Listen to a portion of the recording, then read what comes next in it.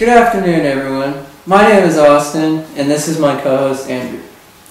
Usually at this time, I would be talking about sports, and Andrew here would be our radio jockey.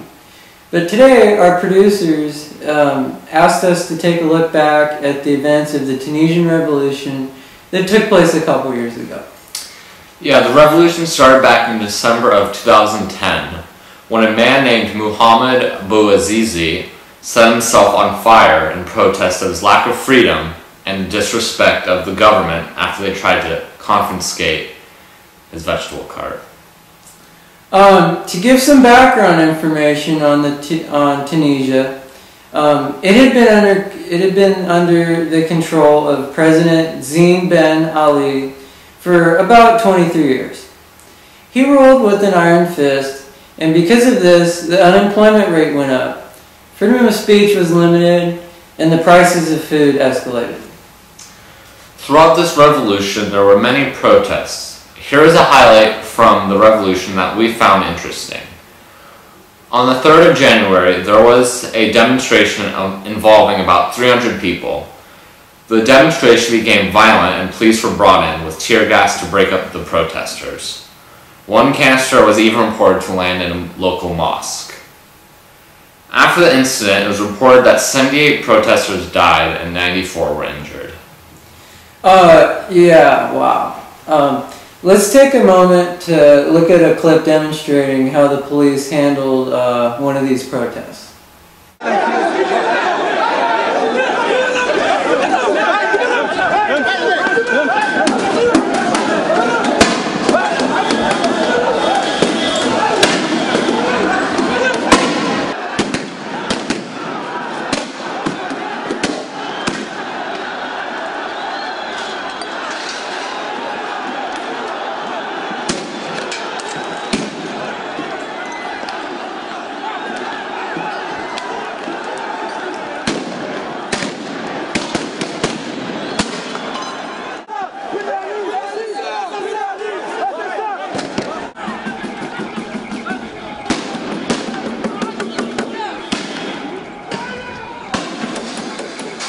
Wow, what an eye-opening video. I did not really know how the police were actually taking care of this situation. Seeing it with your own eyes puts the whole situation finally into perspective. Yeah, Andrew, I have to agree with you on this one. I was actually unaware of how violent these protests could be. It seems like the police had to use quite a bit of tear gas to break up that fight, or protest. Yeah. I wouldn't have wanted to be part of that crowd. Me either, Austin. Shortly after the protest, Ben Ali was forced out of Tunisia by the Tunisian military on January 14th. He fled to Saudi Arabia after he was denied access to Libya.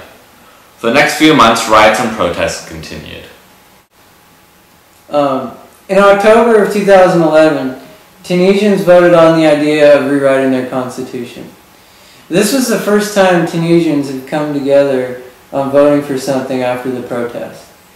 Now, with Ben Ali gone in 2013, life has returned to normal, but some issues are still left unresolved.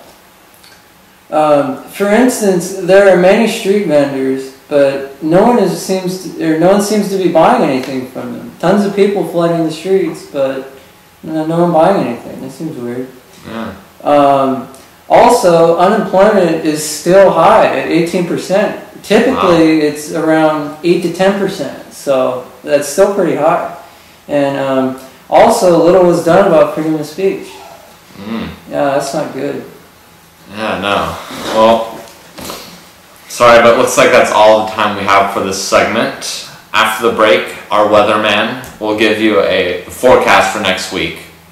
Once again, my name is Andrew, and this is Austin, and we will see you next Sunday when Dr. Oz will be our guest host for a segment on healthy diets for teens.